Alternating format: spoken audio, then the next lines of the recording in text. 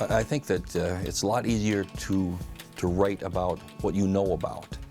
I can write about Minnesota because the area that I'm writing is right here, right where I live.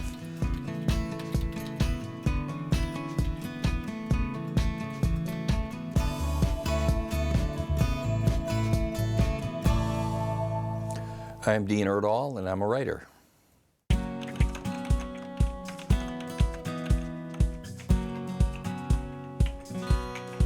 I wrote Touching Bases with Our Memories about the Minnesota Twins. I interviewed 50 former Twins ball players, and then Lives Lived Large, dealing with famous living Minnesotans. Those were the first books that I wrote, and they were published in 2001.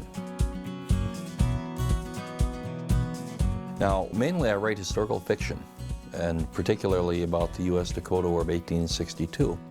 I've written a series, Uprising, which tells the story of the war, Retribution, which is about the captives, trials, and executions following the war, Pursuit, which deals with Generals Sibley and Sully going into the Dakota Territory in 1863 in search of Little Crow and other Dakota people, and the final book, which wraps up the war at Killdeer Mountain in North Dakota and then delves into the assassination of Abraham Lincoln, is called Conspiracy.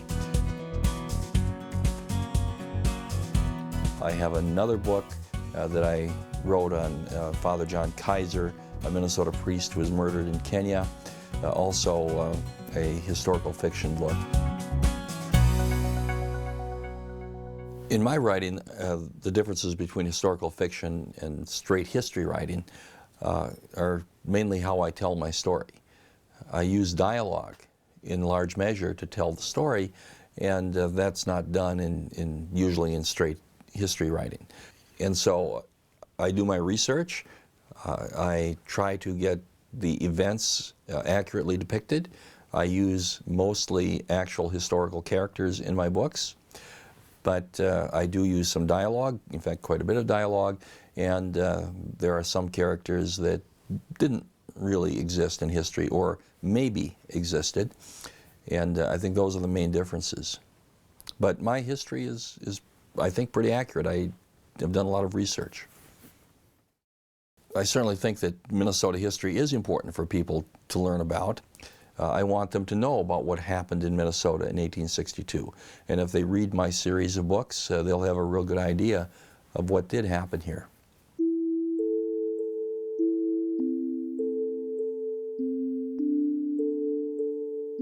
This war was a defining moment in Minnesota history when, on August 17th, 4 young men returning after a failed hunting trip, very disillusioned because the terms of the treaty guaranteeing them food, money, and different goods had not been kept, and in frustration they killed 5 white people.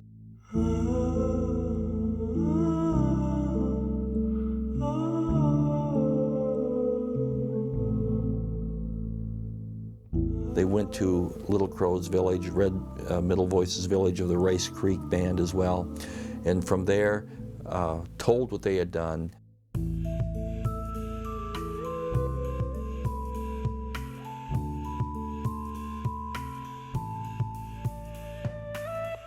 The Dakota people, the leaders, then went to Little Crow, said that we need you to lead us in war because these 4 have killed and war is inevitable now. And so Little Crow did.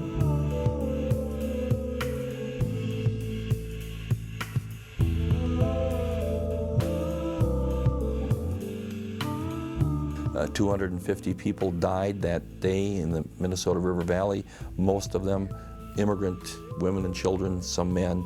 From that beginning day of August 18th, the Minnesota River Valley was in flames. The settlements burned, people dying, between 600 and 800. We don't know how many Indians died.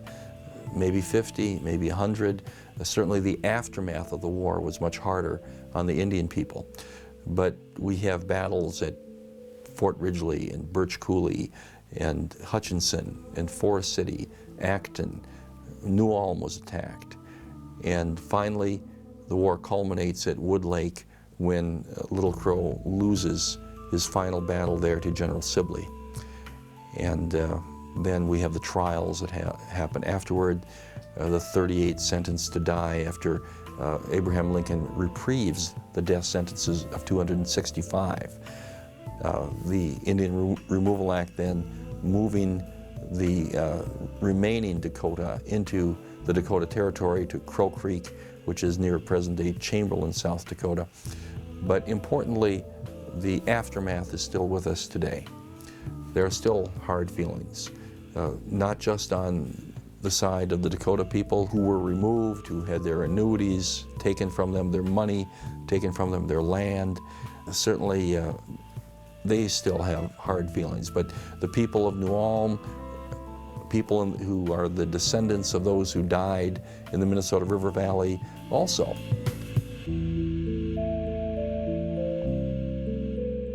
The purpose of my writing is to encourage education, because I believe that through education can come understanding, and through understanding can come healing, and healing is still needed today in the state of Minnesota.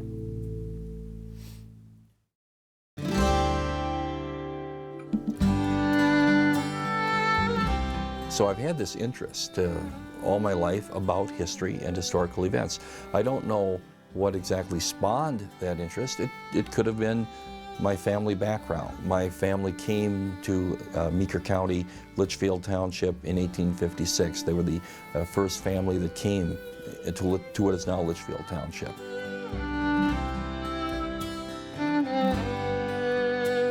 Ole Halverson Ness, my great-great-grandfather, was part of the burial party that brought the 5 who were killed to the Ness Cemetery and buried them there.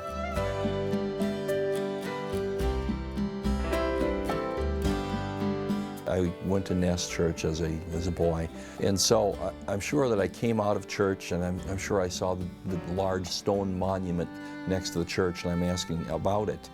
And my mother is starting to tell me stories about the family history and the history of the area. And I think that maybe stimulated my interest in history at a very young age.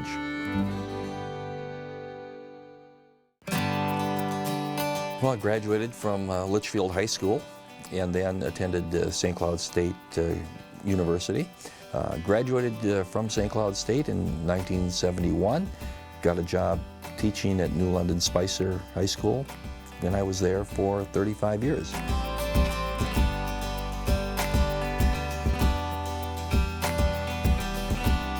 I've had an interest in being a state legislator for a long time. I thought that there were things that I could offer that would be of good service to the people. I wanted to serve the people of my district. There have been ways in which my legislative career and my education career and my interests all kind of come together, including my writing. I'm a storyteller at heart, and storytellers sometimes write stories. The difference between people that write books and start writing books are those that write them, finish them. And so I began to write, and the rest, I guess, is history. I've continued to write.